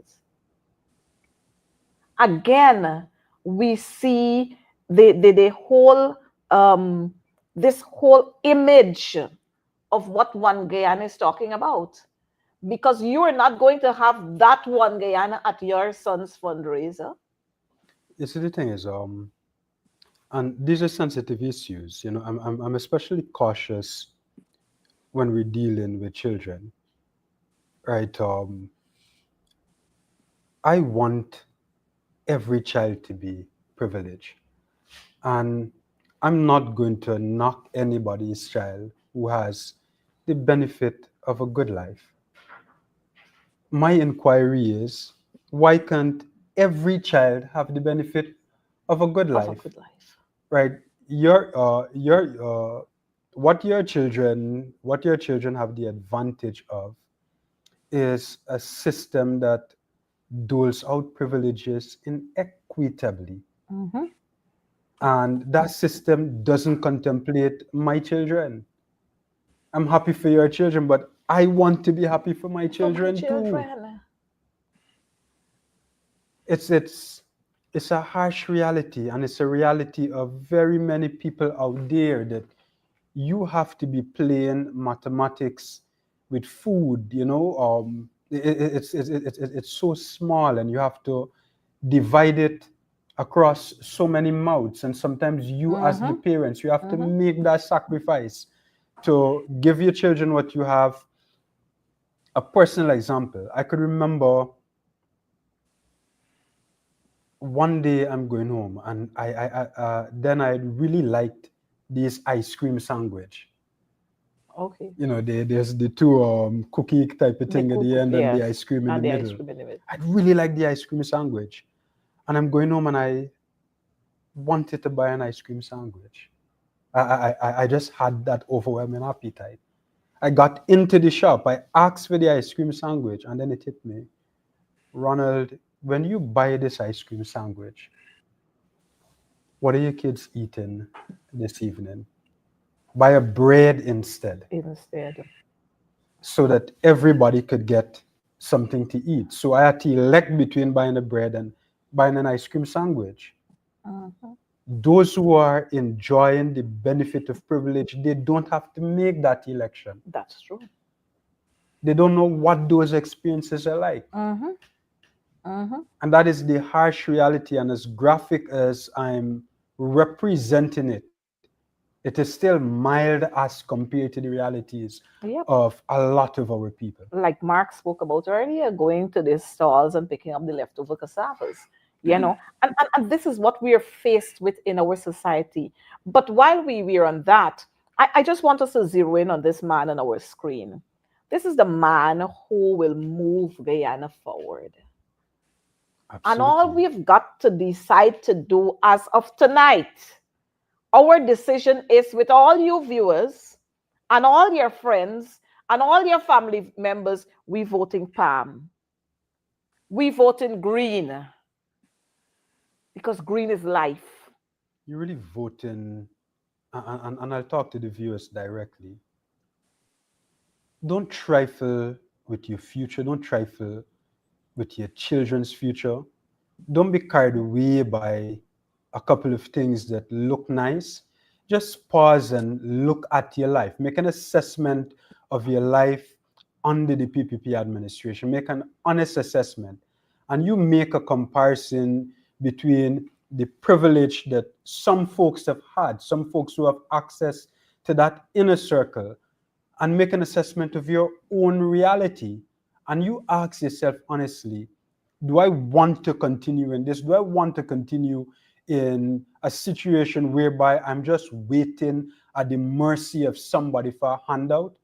Or do I want to have real opportunities? Do I want to grow? Do I want to be in a place where I don't have to be playing mathematics with my resources, or I don't have to be gambling with my children's future? I don't have to wonder whether spaces are going to be safe for my children, whether people I take, or people whose company I put them in are going to violate them.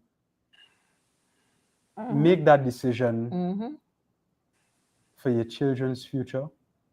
Make that decision for the responsibility you have to them, and make that decision for a better life for yourself. And there's only one decision you could make in these circumstances, and it's to vote for Aubrey Norton, who has integrity, who has vision, who has compassion, and who has love for the people. Well, operator, I'm sure you have the other photograph that you are going to put up there for us. And this is the kind of comparison we have to make. Look at that one there. And so this is why we are saying to you, vote Aubrey Norton and his team, because we are going to make Guyana a better place for all of us. Every single child will be valued. Every single youth man, as the boys out there would say, is going to be valued. Every teenage girl is going to be valued.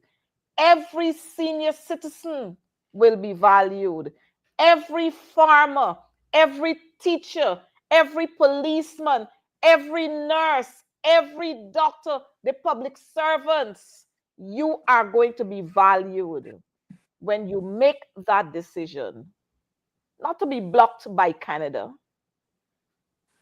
not to be sanctioned by some other country. Because if you take the time off to check Aubrey Norton out, then you would recognize there is not a blemish there on him. Except for those who like to say, oh, he's always seen at Bamba Mali. That's where you have to go to meet the people. That is showing how humble Aubrey Compton Norton is. And so come September 1st, we are going to be doing that. We are going to be voting for the Palm. And when you vote for the palm, it means that you're voting for yourself to make you a respectable and productive citizen in this country. Mark, your take. I know the time is running away from us. I Mm. can't imagine that we've been here all this time simply because Shara doesn't have his show tonight. So we've gone on. But Mark, we're going to have your take, and then we have two more that we have to deal with very quickly. I have this pressing issue I really and desperately want to talk about. I think I need to talk about it. Because if I don't talk about it, I'll get indigestions, I'll get heartburns, I'll get chest pain. And it's the issue of Navendra Singh, Judge Navendra Singh. I strongly believe that a judge must have certain qualities, must be someone of good character, must be a good communicator, must be someone who can take the evidence and on the balance of the evidence, make an unbiased judgment. But most importantly, they must have the temperament. And to see Orphan Ali put forward Navendra Singh to be acting Chief Justice really and truly irked me, got me very upset because I remember it was in 2022. You may not remember it, but I clearly remember it because I have the memory of an elephant. When his daughter apparently had some misunderstanding with some other student in the school at Queen's College. And the teacher, the headmistress, examined the facts of this. You said, okay, both parties apologize and call it George.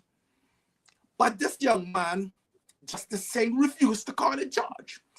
So he called the headmistress and he harassed her. Abused her. And he told her, and she asked the question, did you interview witness? And then he told her that she's incompetent. And you think he would leave it as there? He didn't. The idiot went to the police station to report the case to the police. And the police, rightly informed, and it appears to be someone with common sense, said, Judge, you have to go to the Ministry of Education because such things are addressed at the Ministry of Education level. And the idiot wouldn't take it there. He turned up at his school with 2 police officers. Superintendent Michelle Caesar, the fellow that was stopped in America and questioned, the fellow that has close links with the PVP, and start to try to get an appointment to see the headmistress, clearly bringing the police to arrest this other student. And what he actually did after was absolutely shocking. You would think he would just leave it as there, realize that he's made a mistake and stop. He continued. He questioned, have you questioned any witness? Come on, you idiots. This is not a court. What do you think the teachers have to do? Every time there's some misunderstanding between 2 and 3 kids, the headmistress have to call them in their office. Okay, let me question you and bring your lawyers, and we have the jurors there. And they question, and then someone may turn and say, okay, I'm not really happy with the evidence this person's produced. And I think I think it's not voluntary. We have to interrogate the evidence. We have to have a void there. We have to have a trial within a trial. And then it goes on and it goes on. And the whole issue is whether or not you will assault. So you have to get a behavioral psychologist to get into the mind of the person. Then you have to have police students to police the whole system, to police the school, to make sure kids are misbehaving. And then you have to have the kids now having to leave the class to go to the headmistress office because there's a case they have to testify to. I could just imagine. So, for example, 2 kids have a misunderstanding, Bharat Jagdev and Vashni Singh. And 1 kid have to go and testify and the teacher asks him, for example, what's the issue with them? The issue is that Vashni Singh told Bharat Jagdev that he's not man enough for her. And Bharat Jagdev got upset and said, you said again, I'm going to tap you behind your head. And as a result, that's the whole crux of the case. And the point is, as a judge, you have to realize that not everything is actionable. Just try to imagine if you have a court now, and the court is being burdened by little misunderstandings, schoolyard misunderstandings. Just try to imagine how the court is going to be burdened. And when someone is found guilty now, they have the right to appeal. And then you have to go through the appeal process. He just didn't think through the entire process. If the teacher told your daughter to apologize and told the other party to apologize, just forget about it. That's what teachers do. Teachers are psychologists, they're psychiatrists, they're lawyers, they're doctors, they're practically everything. And they have to have skills to resolve this. But most importantly, kids don't go to school for academic learning. Kids go to school to learn interpersonal skills. Kids go to school to learn conflict resolution skills. And they can only get those skills if they're exposed to those issues. And we as parents have to step back and don't get too involved in such issues, because we'll be denying our kids those opportunities to actually be better persons. So to see that our friend Ali can actually select him to be acting Chief Justice. And I cannot complete this without psychoanalyzing this idiot, because Sigmund Freud essentially said we go through different stages of development. We go through the oral stage, where the kid will be obsessed with the mouth, for example, and if there's any interruption in the development during that stage, they may have habits of smoking, they may be very, very talkative, and those kind of issues. And the other stage that I have is something called the anal phase, where the kid will get pleasure from evacuating the bowels, and if you interrupt that in any way, then they become anally fixated.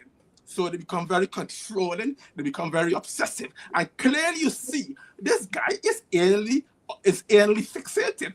In my strong opinion, this guy doesn't deserve a judge bench. This guy doesn't deserve to be in a bench. This guy needs a couch and needs to have a serious conversation with a psychologist. He has serious, serious problems. Well, Mark, I'm happy that you reminded us of that incident. And it was so disgusting. As a matter of fact, the judge went on to, Navindra's Singh went on to tell the head teacher that the deputy she was then, and he said she was acting head teacher. He went as far to say, I would ensure that you don't get the position of principal of this school. And I can tell you today, she's not the principal of PC. She's of Queen's College. She is still the deputy. There's been a principal that has been assigned, promoted to that school. She's not the principal. But, we have so much to talk about, but our time went by. I noticed Sherrod is able to have some access to the internet, so Sherrod is going to be on pretty soon. We don't want to take up much more of his time. So, Ronald, I want to thank you so much for being here with us. This is not going to be your last stop here, and I'm going to offer you the opportunity to have your closing words. Thank you ever so much for having me. Mark, I'm really happy to have shared this platform with you. I just want to thank the viewers for taking the time. And I just want to impress upon you that the APNU government in waiting is putting you first before and after September 1st. Just make the right choice, make the only choice, which is the APNU. Mark, we'll take yours too, and then we'll say bye. Yeah. I'm really, really privileged to share the stage with Ronald. As I said before, he's highly intellectual, he's highly intelligent, he's very articulate. These are all the good things you can actually say. And for that idiot who said that black people can't read and black people are stupid, we just have Ronald Daniels as a perfect example of someone who is black and someone who's highly intelligent. For the listeners and the viewers, thank you very much for actually indulging us. Thank you very much for actually looking at what we have to offer. But I think it's most important to actually re-emphasize the point made earlier that you support. And when you go to put your X, you go and put an X next to a palm. And you're not putting an X because of race issue. You put an X because you're living in poverty. You put an X against the palm because you have economic issues. You have political issues. The crimes, the blackouts. They bring two ships to solve the blackout issue. And the only ship that you have actually seen is hardship. So you need to seriously do not vote PPP. They had 28 years, as a matter of fact, to solve this problem in the healthcare where people are dying. We had a young lady who died the other day from asthma. That's not supposed to happen. They build a new hospital, and they don't have no doctors in the hospital. And they're trying to build in all these hospitals, have no doctors, and trying to tell you that we'll transfer to GPAs. But if that's an ultra-modern hospital, how come we didn't have an intensive care? You need to seriously, all those potholes that you're seeing on the road in recently built roads, you need to ask yourself, the road has to be built again, and it's your money, it's the taxpayer monies have to go and spend to build that road again. And if you actually want economic efficiency, if you actually want someone who is not corruptible, if you actually want someone who's people centered mean you would be in the center and he'll be on the outside, and everything will be directed towards you, as to Towards you. compare to what you actually see presently, living on an oligarchy where certain selected people are actually experiencing the benefit of the oil, while you sit back and just waiting for that benefit to come down to you. The only way you can actually get that is to put your eggs against the palm. Well, folks, I want to thank you so much for being with us. We couldn't have a better program this evening without you, Ronald. Of course, the viewers are accustomed to having Mark and I, but you've really spiced us up this evening, and we want to thank you so much. Viewers, you Thank know you ever we so much. can't do anything without you. I want to thank Sherrod for allowing us to go over some of the time when he was having his difficulties, but I noticed Sherrod is going to start his program. I wanted operator to give us one final one before we leave the show. But if you're having trouble with that song, then that's okay. Viewers, again, thank you. Remember, we're voting Pam. Come September 1st, it's us. One love. Remember, we are Guyanese. We're not one Guyana. We're one people, one nation, one destiny. We must put an end to starvation. We must put an end to discrimination. We must put an end to marginalization. And the only way we can do that is by coming out on September 1st.